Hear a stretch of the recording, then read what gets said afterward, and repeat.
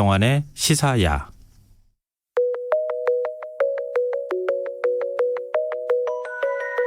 문경수의 우주로 가는 밤.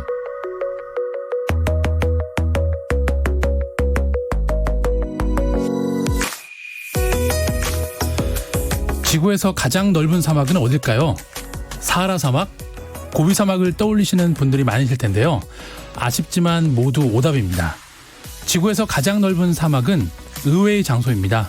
평균 기온 영하 50도, 생명체가 살아가기 어려운 그곳, 바로 남극 대륙입니다.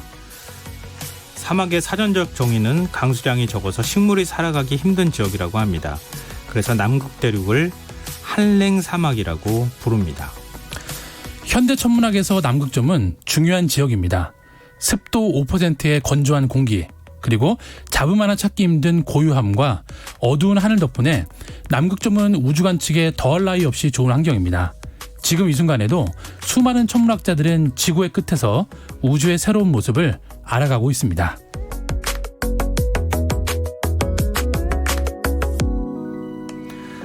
오늘 우주로 가는 밤에서는 남극점 하늘 아래에서 우주를 관측하는 천문학자들을 만나보겠습니다.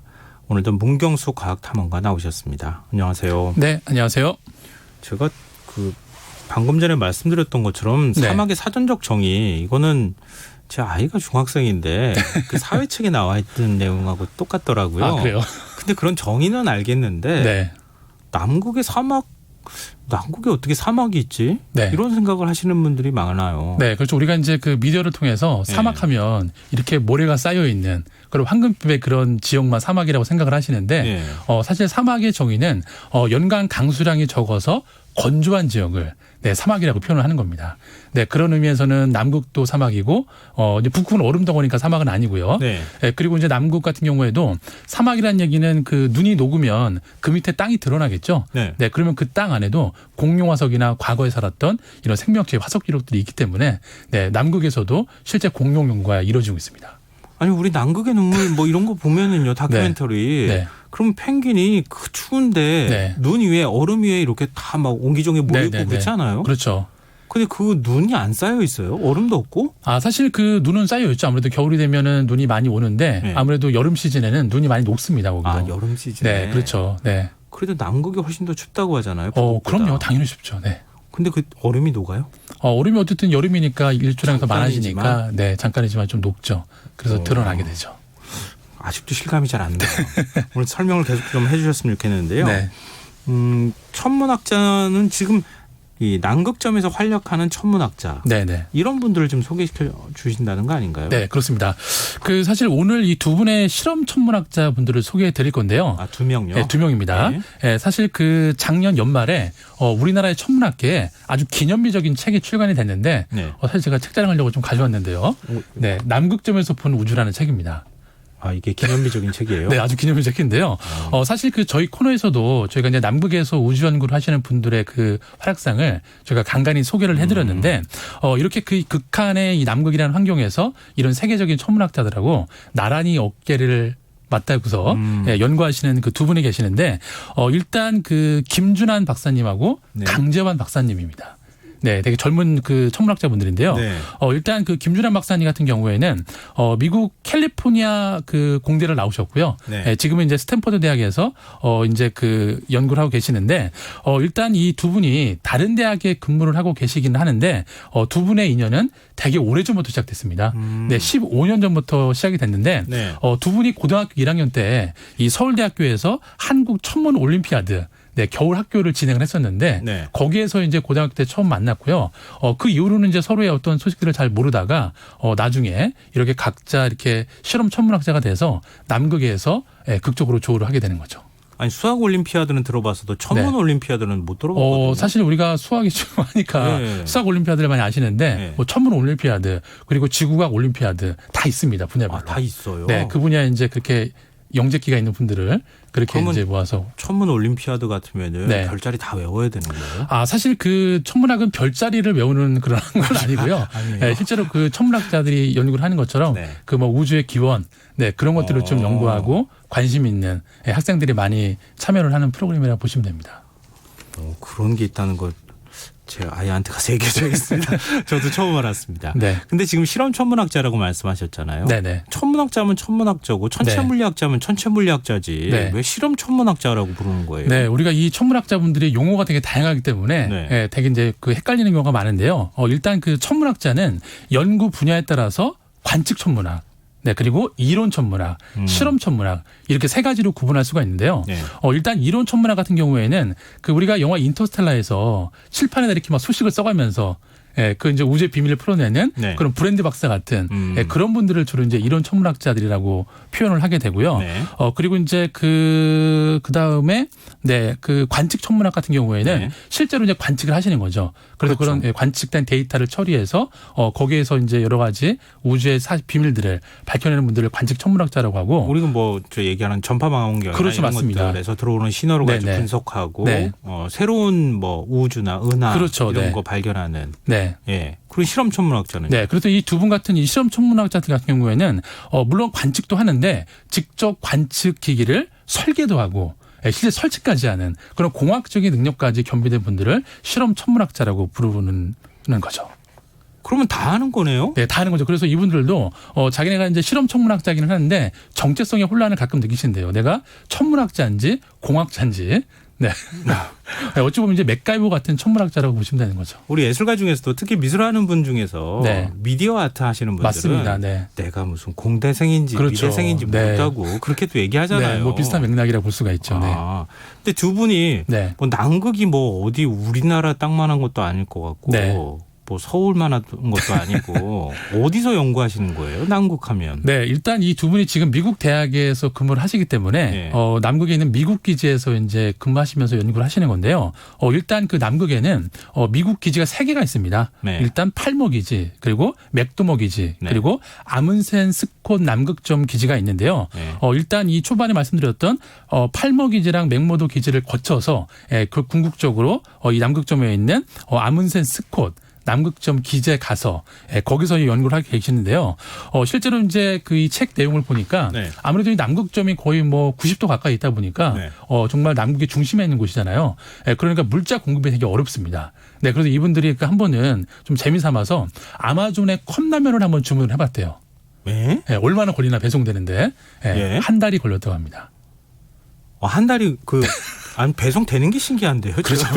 배송이 어떻게 남극까지 되는지. 네, 근데 이게 라면 같은 네. 경우에는 부피가 작으니까 이제 한 달이 걸린 거지. 네. 실제로 이분들이 사용하는 실험 장비들을 이렇게 배송이 되는 경우에는 거의 뭐 몇 달, 뭐 반년 이상씩 걸린다고 얘기를 하시더라고요. 그래도 네. 그게 하여튼 배달이 되는 게 저는 오히려 더 신기합니다. 6개월 걸리든. 네.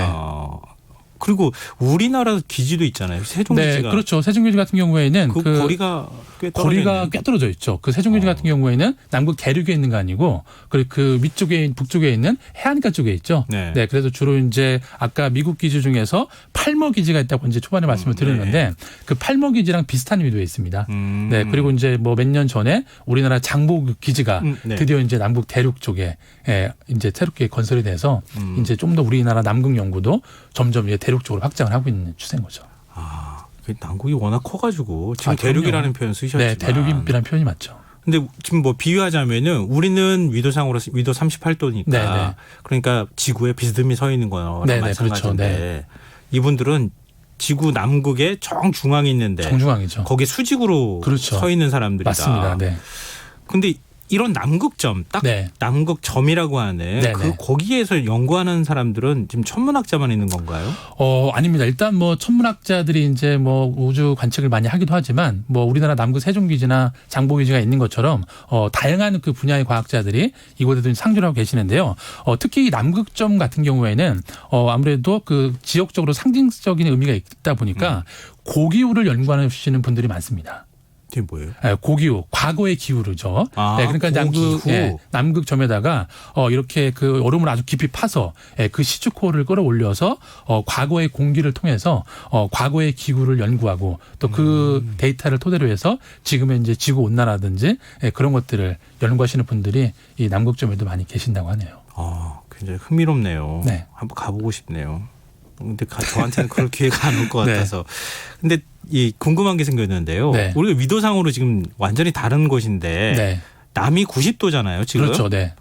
그럼 시간이 어떻게 우리랑 시차가 어떻게 나는 거예요? 어디 시간대를 사용하는 네, 거예요? 저도 그게 되게 궁금했는데 네. 일단 그 남극점의 시간은 어떤 데를 쓰냐면 일단 그 남극 대륙으로 가기 전에 네. 이 연구원들이 마지막 출반지가 뉴질랜드라고 합니다. 네, 그래서 뉴질랜드 시간을 사용하게 되는데요. 네.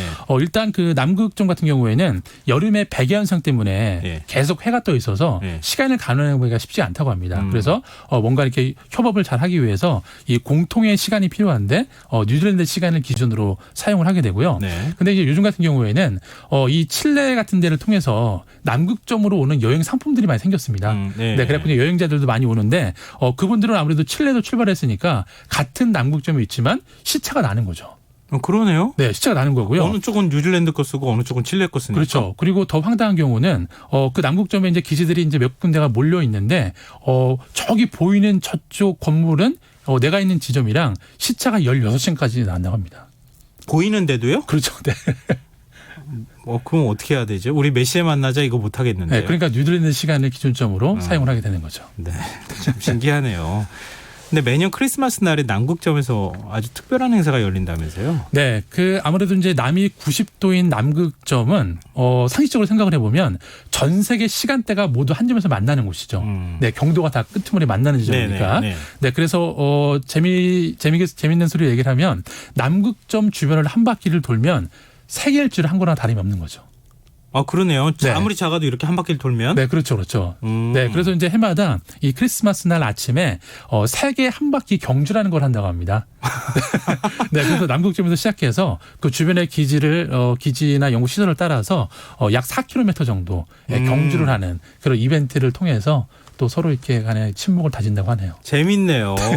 우리 이제 동경서경 할 때 네. 그거는 경도를 기준으로 해서 하는 거잖아요. 그렇죠. 지구 한 바퀴를 삥 네네. 둘러가지고 하는 건데 그렇죠. 180도로 나눠가지고 네네. 그 동경서경 이렇게 그렇죠. 나누는 네. 거잖아요. 근데 그게 한 점으로 모이니까 그렇죠. 좁은 지역인데 한 바퀴만 뺑 네. 돌면은 지구 그렇죠. 한 바퀴 도는 거랑 똑같다는 거죠. 네, 그렇다고 이제 한 바퀴 서서 돌 수는 없으니까 주변의 건물들을 원을 정해서 한 바퀴를 돈다고 하시네요. 근데 남극점 갈 때 네. 뭐 이렇게 준비해야 될 건 없습니까? 아무래도 이제 거의 남극점에 가는 거는 저는 뭐 우주에 가는 거랑 비슷하다고 생각을 하는데요. 뭐 우주에 가는 네, 거예요? 어디든 가는 여정도 복잡하고 네. 도착했을 때 환경도 되게 극한이기 때문에 실제로 이제 이 박사님들한테 어떤 걸 가져가시냐고 저희가 이제 그 몇 주 전에 단체 그 채팅방을 만들어서 독자들하고 한번 대화를 나눈 적이 있었는데요. 이 두 분 하고요? 네네네. 그래요? 네네. 근데 그분들의 대답이 뭐였냐면 네. 라면하고 그리고 참 땡땡 소주를 가져가신다고 합니다. 아니 뭔가 거창한 우주로 가는데 네. 소주 가져가고 네. 라면 가지고 가는 건 말이 안 일단은 되잖아요. 그 고요하고 그 적적하고 적막한 공간에서 이렇게 일을 마치고 그렇게 또 다른 나라 학자들하고 이렇게 또 주거니 받거니 또 음식도 나눠 먹으면은 저는 또 그것 또한 좋은 문화 교류의 또 한 부분이 아닌가라는 생각이 드네요. 자칫하다가 연구 안 할 것 같은데. 네. 근데 요즘 펭수 인기 덕분에 네. 펭귄이 재조명받고 있잖아요. 그렇죠, 네. 남극점에도 네. 이렇게 남극에 펭귄이 있다는 사실은 뭐 많은 분들이 그렇죠. 아실 거고요. 네. 남극점에도 펭귄이 혹시 있습니까? 일단 그 앞서 설명을 드렸지만 그 남극점은 뭐 여름철에도 기온이 영하 30도 까지 내려가기 때문에 네.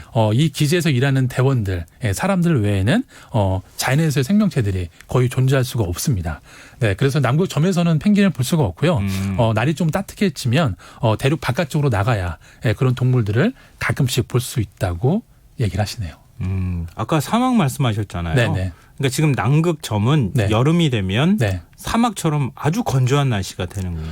기후가 그러니까 되는 거죠. 어쨌든 거기에는 이제 얼음은 녹지는 않죠. 왜냐하면 그 남극점 점에 있는 그런 눈 같은 경우에는 아예 안 녹아요. 눈이 그거는? 내려서 쌓인 게 아니고요.